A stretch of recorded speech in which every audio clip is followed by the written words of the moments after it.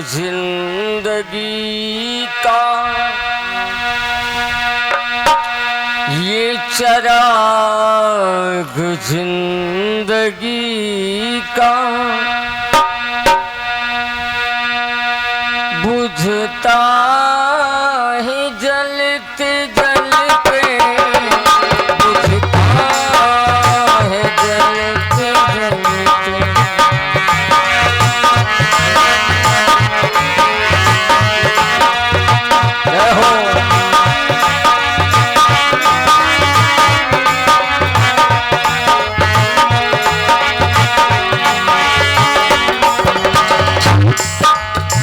ये चराग जिंदगी का, ये चराग जिंदगी का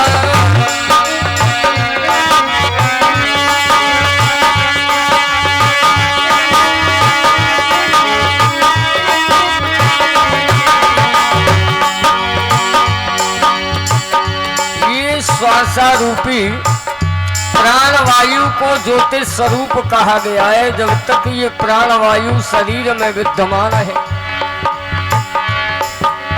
ये चराग जिंदगी का बुझता है जलते जलते। ये चराग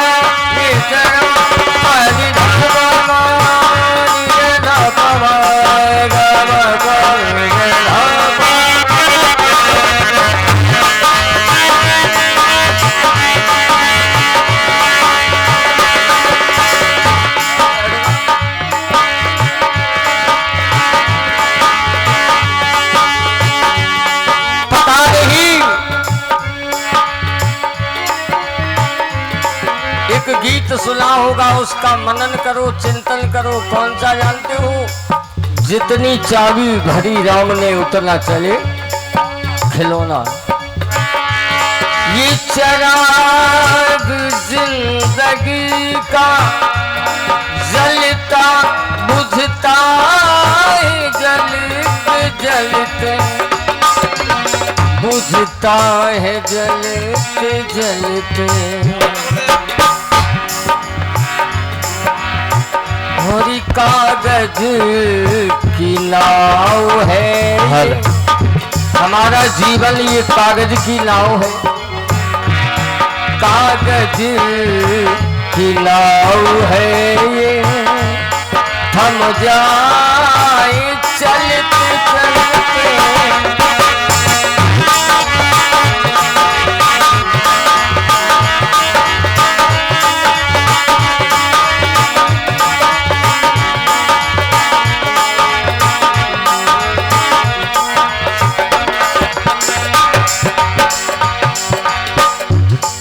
पता नहीं ये जीवन कब मृत्यु में बदल जाए, कोई पता नहीं है। कब ये कागज की नाव जो चल रही है वो कब थम जाए। धन धाम साथ होगा न धरा ये साथ होगी।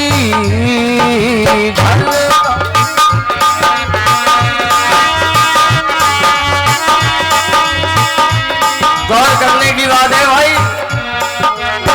धन धाम साथ होगा न धरा ये साथ होगी। क्यों? सिकंदर जब गया दुनिया से तो दोनों हाथ खाली थे। दारा और सिकंदर, दारा और सिकंदर, और गए हाथ मलते मलते गए हाथ।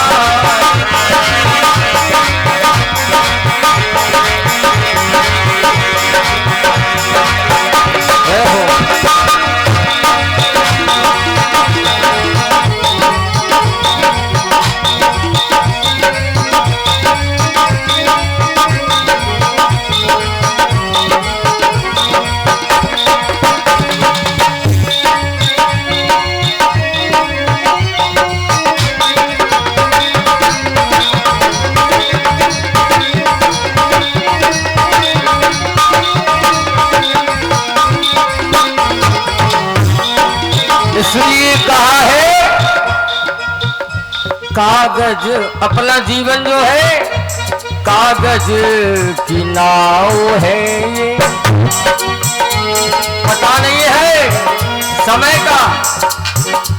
कागज की नाव है ये, हम जाए चलते चलते, हम जाए चलते चलते।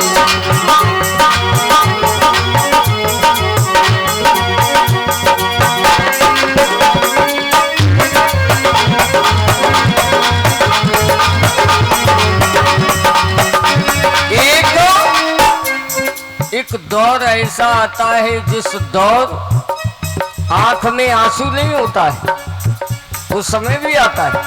कब? आंखें तेरी खुली थी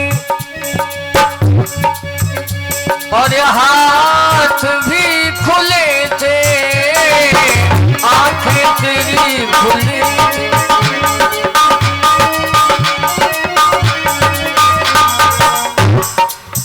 और आंसू भी सूख जाए। ऐसा देखा होगा बहुत से लोग आंसू बहा के रोते हैं और बहुत से उनके आंखों में आंसू ही नहीं आता है। लेकिन याद रखना, रोने वाले जिनके आंसू निकल जाते हैं उनका ज्यादा खतरा नहीं होता है, और जिनके आंसू रोते पे नहीं निकलते हैं उनको खतरा होता है। पता नहीं कब हार्ट अटैक हो जाए। यानी पत्थर रख लेना, घुट घुट करके रोना, अंदर से रोना, ये बाहर का रोना है। आंसू भी सूख जाए, आंखों से ढलते ढलते, आंखों से ढलते ढलते।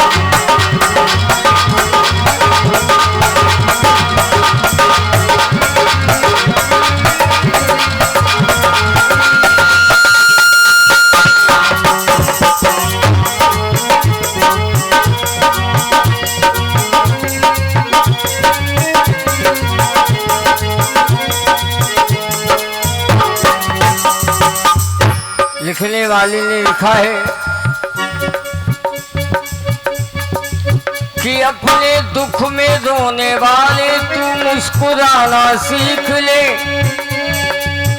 अपने दुख में रोने वाले तू मुस्कुराना सीख ले, और दूसरे के दर्द में आंसू बहाना सीख ले।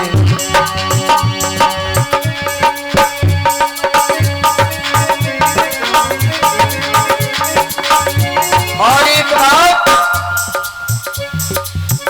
आपको खाने में मजा नहीं जो औरों को खिलाने में है। खुद तो रोज खाते ही हो महाराज। आप खाने में मजा नहीं जो औरों को खिलाने में है, और 4 दिल की जिंदगी किसी के काम आके देख ले, पता नहीं है। और ये चिराग जिंदगी का बुझ जाए जलते जलते, बुझ जाए जलते।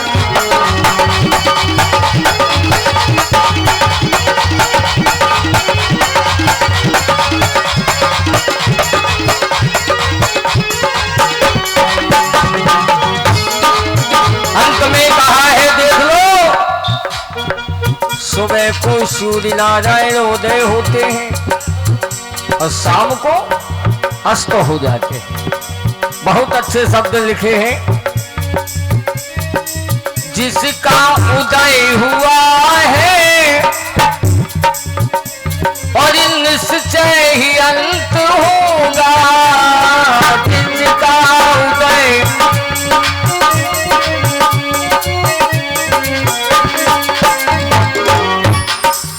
जिसका उदय हुआ है निश्चय ही अंत होगा। फिर घबराना क्यों मौत से? अगर जीवन मिला है तो मृत्यु निश्चित है। समय का पता नहीं है कब आ जाए।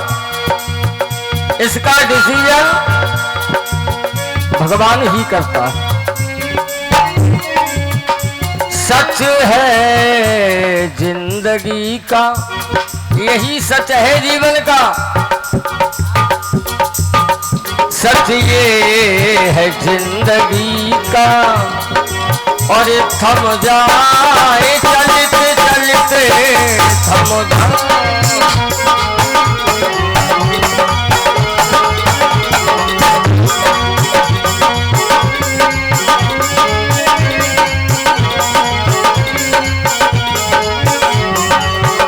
दो बार सभी लोग बोलेंगे, श्री कृष्ण गोविंद हरे मुरारे, हे लाल नारायण वासु हरि बोल।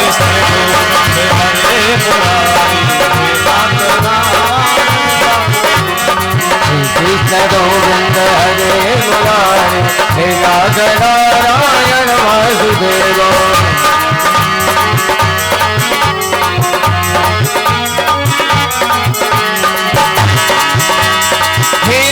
नारायण वासुदेवा,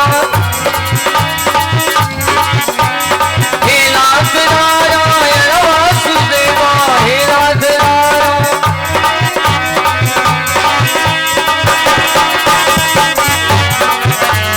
श्री कृष्ण गोविंद, श्री कृष्ण गोविंद, श्री कृष्ण गोविंद, श्री कृष्ण गोविंद, श्री कृष्ण गोविंद, श्री कृष्ण गोविंद। हे नाथ नारायण वासुदेवा।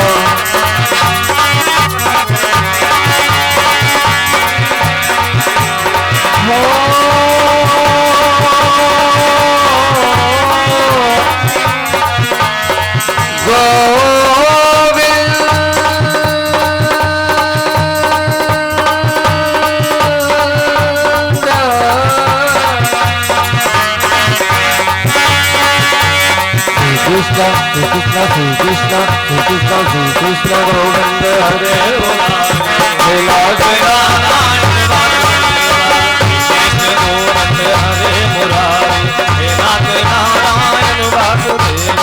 कृष्ण गोविंद हरे मुरारी, हे नाथ नारायण वासुदेवा, हे नाथ नारायण वासुदेवा, हे नाथ नारायण वासुदेवा, हे नाथ नारायण वासुदेवा, हे नाथ नारायण वासुदेवा, हे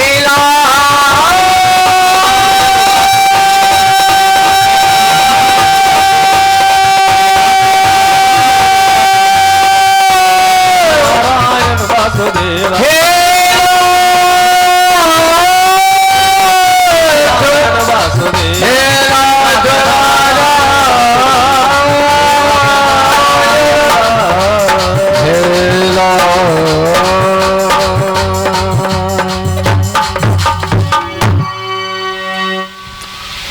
प्रेम से बोलिए के बिहारी लाल की जय। जय श्री राधे। बोलिए सुखदेव भगवान की, व्यास भगवान की, श्रीमद् भागवत महापुराण की। श्री श्याम। पावनमयी पवित्रमयी लीला जो कि भोलेनाथ के माध्यम से अभी माननीय आचार्य संदीप कृष्ण जी ने आपके समक्ष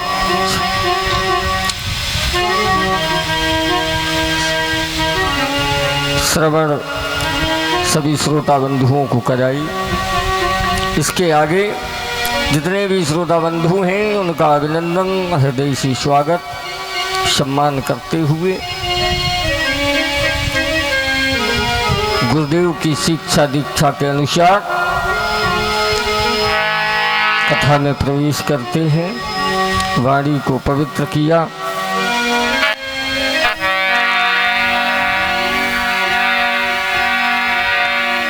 श्री सूत जी महाराज ने कहा, सुखदेव जी का जन्म होने के बाद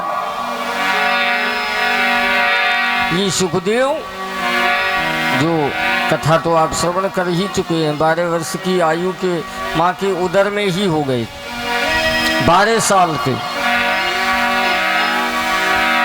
व्यास जी बड़ा परेशान थे। श्रीमद् भागवत महापुराण में कथा आई है, व्यास जी का और सुखदेव जी का संवाद हुआ है। माता के गर्भ में थे। सुखदेव जी ने व्यास जी ने कहा बेटा बाहर आइए, लेकिन नहीं आए, तेरी माता को कष्ट हो रहा है। सुखदेव जी ने कहा मैं बाहर नहीं, बाहर प्रभु की माया है, और माया में जो जीव आ जाता है वो फंस जाता है, इसलिए मैं नहीं आऊँगा। आपने देखा होगा जब बालक पैदा होता है तो वो आवाज़ लगाता है, रोता है, कहाँ कहाँ कहाँ, यानी जो तस्वीर अभी हम देख रहे थे माता की उदर में, वो कहाँ गायब हो गई। ताई जो बैठी होती है साथ में, अब तो हॉस्पिटल का मामला है, तब भी आज भी ये नियम है, बच्चे के मुंह में 2 उंगली डाली जाती है। अब बच्चे के मुंह में 2 उंगली जैसे ही पड़ी, वैसे ही प्रभु की माया प्रवेश कर जाती है, फिर वो कहाँ भूल जाता है, हुआ हुआ हुआ, ऐसे शब्द उच्चारण करता है। गोस्वामी महाराज ने रामायण में लिखा है, रामचरितमानस के अंदर, और बूंद परत ढाव पानी, बूंद परत ढाव,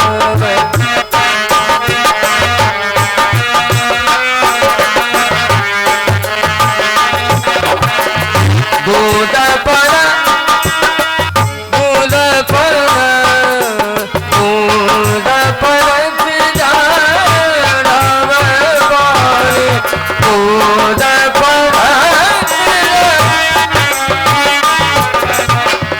तू जी बही माया लपटाने,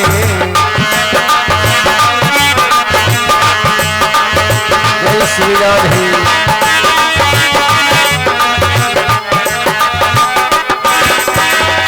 आकाश से पानी बरसता है, स्वच्छ होता है, निर्मल होता है, और वो बूंद आकाश से जल का गिरा पृथ्वी पर, तो पृथ्वी में मिलकर के गंदा हो गया। बूंद पलटी जाए धावन पानी, बूंद पलट, जैसे बूंद पृथ्वी पे गिरने से गंदा होता है, वैसे ही ये जीव पृथ्वी पर गिरने से गंदा, माया इसको डस लेती है। और जो ये जीव कहता है प्रभु हमें निकालिए यहाँ से, मैं भूलूंगा नहीं आपको, लेकिन यहाँ आने के बाद क्यों जी बही माया लपटाने,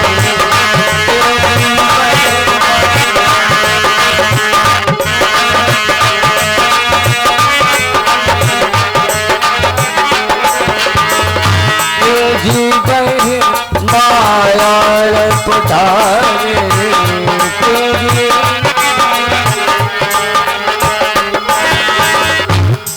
यही हाल होता है महाराज। व्यास जी से वादा कर दिया, करवा लिया, वचन भरवा लिया, तब सुखदेव जी बाहर आए। ये प्रभु की लीला है, शंका नहीं करनी चाहिए। 12 साल का बालक आज बहुत बड़ा होता है। ऐसी ऐसी घटनाएं हुई हैं महाराज। प्रभु के लिए जो हमारे आपके लिए समस्या है, ऐसा हो नहीं सकता, उसी को करके दिखाना ही तो प्रभु का कार्य है। बोले गोविंद भगवान की जय। हमारे आपके लिए प्रॉब्लम हो सकती है, समस्या हो सकती है। यहाँ दुनिया में समस्याओं का भंडार है, लेकिन वहाँ समस्याओं का समाधान है, कोई समस्या नहीं। इसीलिए तो प्रभु के चरणों में आने के बाद कोई समस्या रहती ही नहीं है। एक बार दिल से आके देखिए, कहा है और एक बार चले आओ। क्या बात है? एक बार तो आके देखिए, आओगे नहीं तो बड़ा पछताओगे, और फिर आके चले जाना।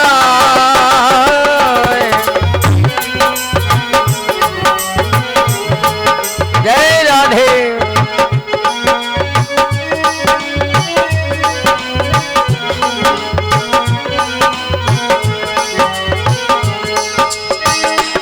एक बार चले आओ,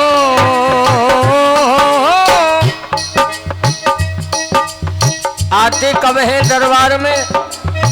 प्रभु के दरवाजे पे कब आते हैं? जो समस्याएं होती, समस्याओं का समाधान हुआ तो हम भूल गए। एक बात याद रखो, पुत्र भले ही पिता को भुला दे, पुत्र भले ही पिता को भुला दे, मगर पिता कभी पुत्र को भुलाता नहीं है। और ये उन पुत्रों की बेवकूफी है जो पिता को भूल जाते हैं। दशरथ जी के स्वर्णागमन होने के बाद भी राम जी को कितना कष्ट हुआ जब तक तिलांजलि नहीं दी, आराम नहीं मिला महाराज। सब में बड़े थे भगवान राम। एक बार आओगे कोई समस्या नहीं रहेगी। एक बार चले आओ, फिर आके चले जाना।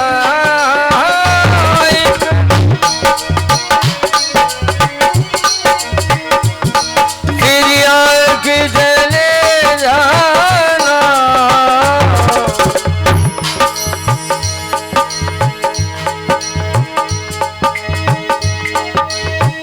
एक बार आओगे और मेरे सुने दिल को समझा के चले जाना।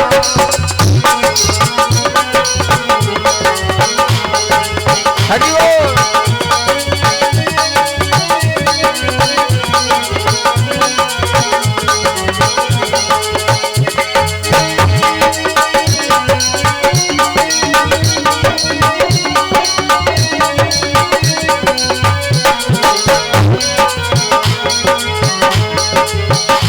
समझा के चले जाना। अगर इस कलयुग में कोई उपाय है समस्याओं का समाधान करने का, तो इधर उधर आडंबरों में मत घूमिए। एक ही उपाय है, और वो है प्रभु के नाम का उच्चारण करना। अब आप उनके नाम को, उनको यानी इतने रूप हैं भगवान के, जिस रूप जिस नाम पर आपको अधिक भरोसा है, बस उसी का जाप करिए, कोई समस्या नहीं आएगी। और समझा के चले जाना, एक बार चले।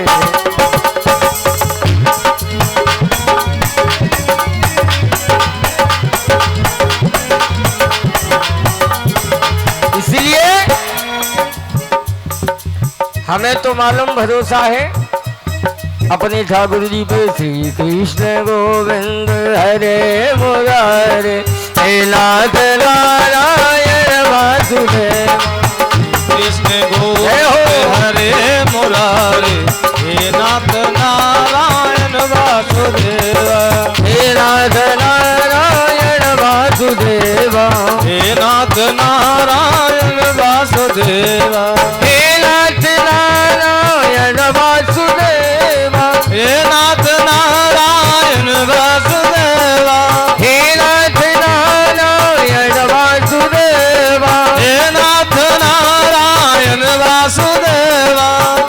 राधे कृष्णा राधे कृष्णा राधे कृष्णा राधे कृष्णा राधे कृष्णा राधे कृष्णा राधे राधे कृष्णा राधे कृष्णा राधे कृष्णा राधे। कृष्ण गोविंद हरे मुरारे, हे नाथ नारायण वासुदेव। कृष्ण गोविंद हरे मुरारे, हे नाथ नारायण वासुदेव।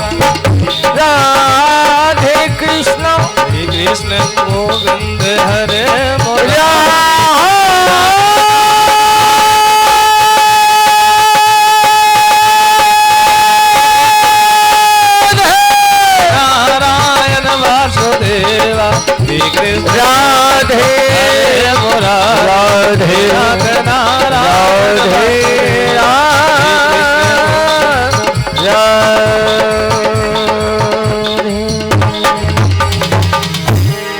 भोलेबा के बिहारी लाल जय। सच्चा जीवन की सच्चाई यही है, बड़े भाग्य मानुष तन पावा, ऐसा बाबा ने लिखा है। सुर दुर्लभ देवताओं को भी दुर्लभ ये शरीर बताया है। शरीर तो दुनिया में बहुत है, ऐसा क्यों नहीं लिख दिया बड़े भाग्य कुत्ता तन पावा?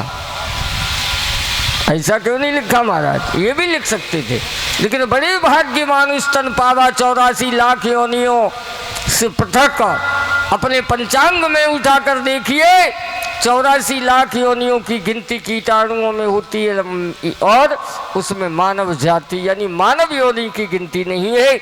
उसको अलग से बताया है कि बड़े भाग्य मानुष तन पावा। 84 में भटकोगे तब जाकर के कहीं मानव शरीर मिलता है, और एक बार ये शरीर में आने के बाद आपने ये सब मामला खराब कर दिया, डिसमिस कर दिया, तो पता नहीं क्या होने वाला है। अभी हम मानुष शरीर में आए हैं तो अभी पूंछ हमारे आगे है। पूंछ का मतलब मानव है, हम समझदार हैं। कहीं भी जाइए, हॉस्पिटल में जाइए, स्टेशन पे जाइए, स्टैंड पे जाइए, एक खिड़की बनी होती है जिस पर लिखा होता है पूछताछ, लिखा होता है ना। अगर नहीं जानकारी है तो पूछ लो, और जो आगे वाली पूंछ ये कहीं अगला जन्म में जाकर के पीछे लगाई तो उससे कुछ होने वाला नहीं। मक्खियां मारते रहोगे और एक डंडा लेकर के तुम्हारे ऊपर सवार रहेगा। पीछे की पूंछ बहुत खराब है महाराज। अब पीछे वाली पूंछ में कुछ भी बन सकते करके आ सकते हो, कुछ भी बन सकते हो, ये प्रभु का निर्णय है। तो आइए, श्री सूत जी महाराज कहते हैं, राजन, हे ऋषियों, अब हम तुम्हें कथा सुनाते हैं। आ कृष्णा निर्गमांत सुसार्गाय कलौ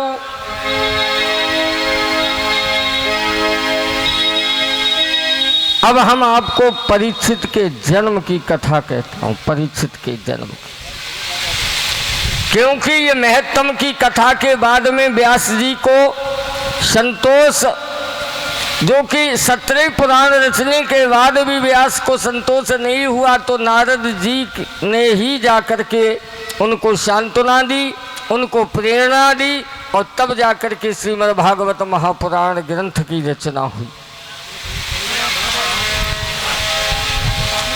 देव ऋषि नारद ने अपने साथ जो घटना घटी वो व्यास जी के समक्ष रखी और उसके माध्यम से मार्गदर्शन कराया। कहते हैं, हम तुम्हें अब महाराज परीक्षित के जन्म की कथा कहता हूँ। परीक्षितो अथ राज ऋषि जन्म कर्म विलापनम सांस्थाम च पांडुपुत्राणाम वक्षयि कृष्ण कथोदयम्।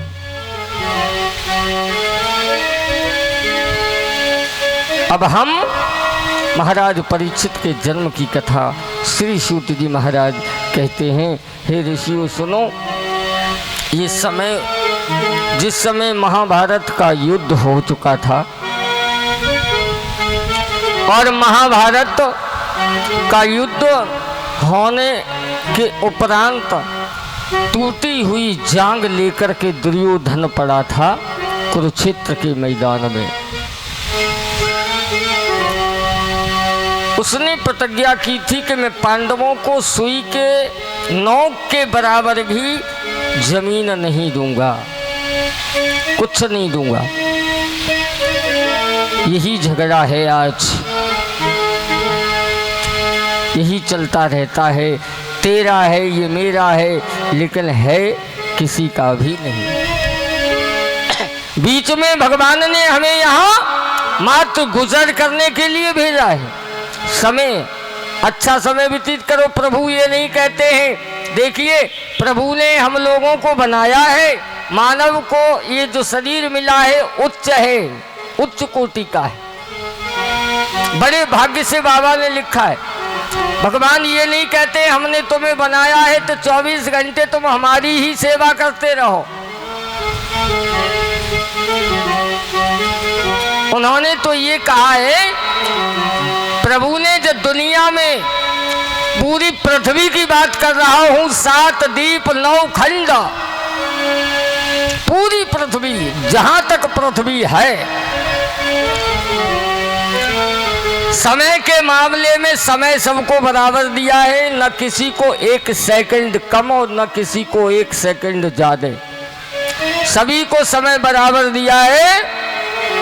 24 घंटे दिए हैं, 24 घंटे कोई काम कर नहीं सकता। 24 घंटे कोई काम करता रहेगा, आराम भी तो करना है। इसलिए प्रभु ने दिन और रात्रि को बनाया। दिन और रात्रि, 12 घंटे की रात्रि बना दी और 12 घंटे का दिन बना दिया कि 12 घंटे तुम कर्म करो और फिर आराम करो। लेकिन फिर भी हमारे पास लोग ओवर टाइम लगाते, ओवर टाइम जिसे ओवर टाइम कहते हैं। 8 घंटे से ओवर टाइम, 12 घंटे का, 16 घंटे का, पता नहीं कितने घंटे का ओवर टाइम चलता है। 24 घंटे नहीं सोते। प्रभु ने कहा कि अरे मूर्ख मानव, सत्य कथा को मैं बता रहा हूं जो भागवत में लिखित है। वैसे मनोरंजन के साधन तो बहुत है, नाच गाना, कूदना, खेलना, इसी में जीवन व्यतीत तो हो जाएगा, तो सत्य कब जानोगे? आखिर हम आए किस लिए? बहुत से साधन है। मैं पहले कथा कहता था अपने उस क्षेत्र में, यहाँ भी बुद्ध विहार में बहुत पहले कह गया, आज बहुत साल हो गई। चौथी बार तो आपके यहाँ आए बुद्ध विहार में, वहाँ भी सीताराम मंदिर पे कथा कह के आया 2 बार। उस समय हमने ये कहा था, 10 साल पहले की बात है ये, कि कथा व्यासों को नाचने वाले रखने पड़ेंगे तब लोग कहीं बैठ पाएंगे पंडाल में। ये बात मैंने बहुत पहले कही थी व्यासपीठ पे, और वो आज हमारे सामने घटित हो रही है। अगर ऐसा नहीं करोगे तो लोग तुम्हें पसंद नहीं करेंगे। बोले गोविंद भगवान की। यही लीला हो रही है। कहा है कैसे भी समझ में आए, 1 घंटे का समय ऐसा निकालो। प्रभु कहते हैं 23 घंटे अपने परिवार के पालने में लगा दो, मुझे कोई वो नहीं है, लेकिन 1 घंटा हमारे लिए भी। इतना समय भगवान ने मांगा है, हमसे इतना भी नहीं दे पाते। और गोस्वामी बाबा ने तो इतने से भी कम बता दिया है, क्योंकि प्रभु भाव के भूखे हैं। कहा है कि 1 घड़ी आधी घड़ी, 1 घड़ी 2.5 घड़ी का 1 घंटा होता है पत्रा के हिसाब, पंचांग से के हिसाब से। 1 घड़ी समय निकालो, 1 घड़ी नहीं है तो आधी घड़ी निकालो, आधी घड़ी भी नहीं है तो 1 घड़ी आधी घड़ी, और आधी से पुण्य आधी। कितना कम समय मांगा भगवान ने, बताइए, वो भी समय नहीं है। 1 घड़ी आधी घड़ी, आधी से पुण्य आधी, और तुलसी संगति संत की हरहि कोटि अपराध। आधी घड़ी भी सच्चे संत की संगति हो गई तो तुम्हारे करोड़ों जन्मों के पापों का नाश हो जाता है, ऐसा लिखा है। तो दुर्योधन जानते हो दुर्योधन का असली मतलब क्या है? दुर्योधन तो नाम रख दिया, दुर्योधन का असली मतलब हमारे संतों ने निकाला है, जो दुर्गुणों से कमाया हुआ धन, दुष्कर्मों से कमाया हुआ धन ही दुर्योधन कहलाता है। और जब ऐसे धन का तुम भक्षण करोगे, खाओगे, तो बुद्धि ठिकाने पे होगी नहीं महाराज। लिखित है, जैसा खाओगे अन्न वैसा बनेगा मन ये सत्य है। जरा विचार करिए, पितामह भीष्म गंगा मैया के पुत्र, मां गंगा के पुत्र पितामह भीष्म। आचार्यों को देखिए, कृपाचार्य, द्रोणाचार्य, जितने आचार्य हैं जो धर्म के प्रचारक हैं, वो कौन सी साइड में खड़े दिखाई दिए महाभारत में? अधर्म की साइड। सब दुर्योधन के साथ थे। कारण जानते हो क्यों थे? क्योंकि दुर्योधन का अन्न खाया था, इसलिए बुद्धि काम कैसे करेगी महाराज। पांडवों के साथ, 5 पांडवों के साथ कौन था? श्री हमारे ठाकुर जी महाराज थे। और जो जिनके साथ ये हो, संख्या भले ही छोटी है, काम उन्हीं का होना है, याद रखिए। हम संकल्प करते रहे, लेकिन जब प्रभु संकल्प कर लेते हैं, वही तो छांटते हैं। भीड़ चाहे लाखों की हो, करोड़ों की हो, इससे मतलब नहीं है। भगवान स्वयं फैसला करते हैं कि इनमें से सच्चा भक्त हमारा कौन है। प्रभु जिसे छांट लेते हैं, जिसकी जिम्मेदारी भगवान ले लेते हैं, उस पे कोई आंच नहीं आती है, याद रखिए। कुंती मैया से भगवान कन्हैया ने यही कहा कि माँ, ये मैं वचन देता हूं